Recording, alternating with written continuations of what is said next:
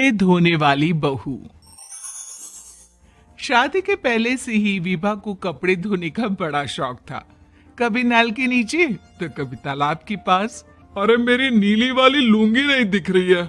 विभा की अम्मा, कहाँ रखी है लुंगी? अरे वो तो विभा ने परसों ही धोकर रखी थी आपकी अलमारी में, देखो वहीं होगी। वो ना मैंने आज धो दी, मुझे लगा कि गंदी हो गई होगी।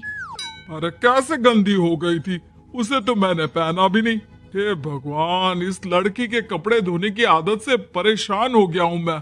जितना तो घर में राशन नहीं आता, उससे कहीं ज्यादा डिटर्जेंट पाउडर का खर्चा है। इसकी शादी करवा दो, शादी। जाए अपने घर में ही करे काम, फिर चाहे घर के कपड़े धोने हो या पूरे गांव के। हाँ ठीक बोल रही हो, देखता हूँ मैं कोई लड़का। वो दिन भी आ जाता है जब विभा को देखने लड़के वाले आ जाते हैं। लड़की मुझे अच्छी लगी। होने वाली सास कहती है, बेटी अगर कुछ पूछना है तो पूछ लो। वैसे तो हमारी लड़की बहुत ही शर्मीली है, जो बोल दो वो मान लेती है, इसे क्या पूछना होगा। अरे कैसी बात कर रही हो माँ, मुझे इन लोगों के घर रहना है, सवाल तो कई है। हाँ हाँ बेटा, पूछ लो ना, क्या पूछना है। आप लोगों के घर कपड़े कौन धोता है? सास का मुंह बन जाता है। देखो, अगर तुम ये कहना चाहती हो कि तुम्हें कपड़े धोने नहीं आते तो सुन लो, कपड़े मैं ही धोती हूँ, लेकिन तुम्हारे आ जाने के बाद मैं रुमाल तक नहीं धोऊंगी। अरे चुप रहना भाग्यवान, बहू बेचारी घर आई नहीं, उसे डराना शुरू कर दिया। वो क्या है ना बिटिया, अभी तक तो ये कल्लू की माँ ही धोती थी, लेकिन अब तुम्हारे पापा तो दहेज में वॉशिंग मशीन देंगे ही। तभी विभा की माँ बोल पड़ती है, सवाल भी पूछा तो क्या। वैसे भाई साहब, मशीन की तो फिर भी कपड़े धोने की कैपेसिटी होती है। मतलब जो बिटिया दे रहे हैं ना विभा, इसे कपड़े धोने का बहुत शौक है। ये आप लोगों के क्या, आस पड़ोस गांव मोहल्ले सबके कपड़े धो दे और उफ तक ना करे। बाहर देखा नहीं आपने कितने कपड़े सूख रहे हैं? सब हमारी बिटिया ने ही तो धोए हैं। बस भी करो ना माँ, शर्म आ रही इतनी तारीफ सुनकर। और तो और एक दाग निकाल कर दिखाओ तो मान जाओ। हाँ अच्छा, माफ करना बेटा, मैंने गलत समझा। हमें तो रिश्ता बहुत पसंद है। और ऐसे जुड़ जाता है रिश्ता कपड़े धोने का शौक रखने वाली विभा का। उसकी शादी हो जाती है कोयला फैक्ट्री में काम करने वाले कल्लू के साथ। शादी के बाद अचानक विभा चिल्लाती हुई सास के पास आती है। सासू माँ, अरे सासू माँ कहाँ है आप? ये तो धोखा है, धोखा दिया आप लोगों ने मुझे। इस ससुर के चक्कर के बारे में पता चल गया। अरे तो उसमें तुझे क्यों धोखा मिला है? अरे नल में पानी नहीं आता, कपड़े कैसे कब धुलेंगे? अच्छा, तू पानी नहीं आ रहा उसकी बात कर रही है। तो आपने क्या सोचा? कुछ नहीं। अच्छा, तेरी माँ ने कहा था कि कपड़े धोने का शौक है तुझे, याद आया मुझे। शौक बोलकर कपड़े धोने वाले मेरे जुनून को कम ना आके सासू माँ, कपड़ा धोना मेरा गुरूर है। तभी पति भी वहां आ जाता है। अभी मैंने इसे सनी देओल की फिल्म दिखाई है, उसी के डायलॉग मार रही है माँ। अच्छा सुन, साफ साफ बता रही हूँ, पानी सुबह 4 से 6 और शाम को 10 से 12 आता है, समझी? विभा टाइमिंग सुनकर हैरान हो जाती है। ये क्या भूतों का मोहल्ला है? सुबह 4 बजे उठकर कौन कपड़े धोता है? 4 बजे टंकी में पानी जाता है, फिर सारा दिन धोना ना, किसने मना किया?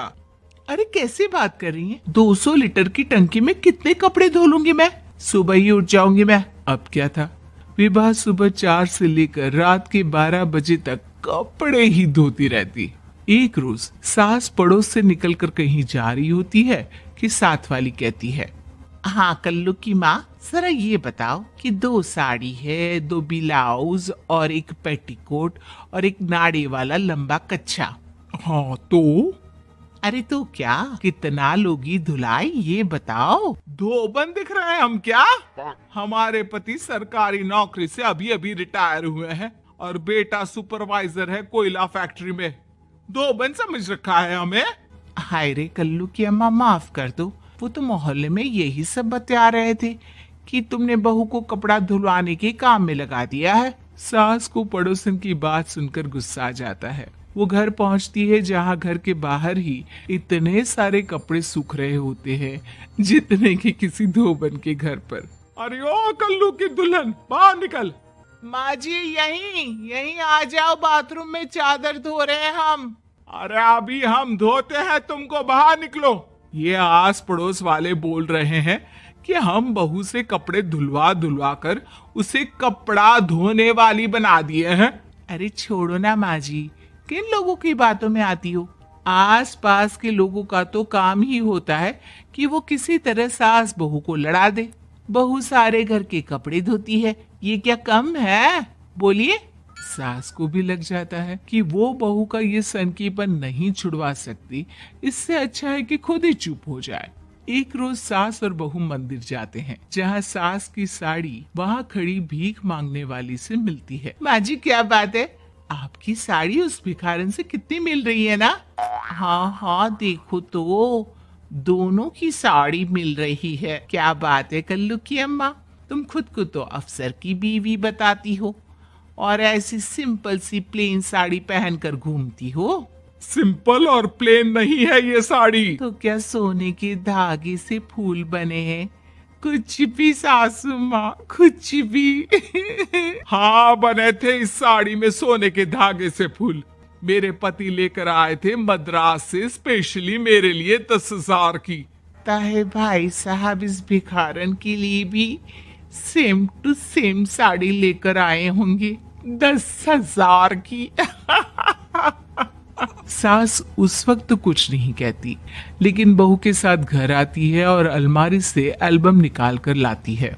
ये साड़ी देख रही है, ये वही साड़ी है जिसे मैंने अभी पहना था।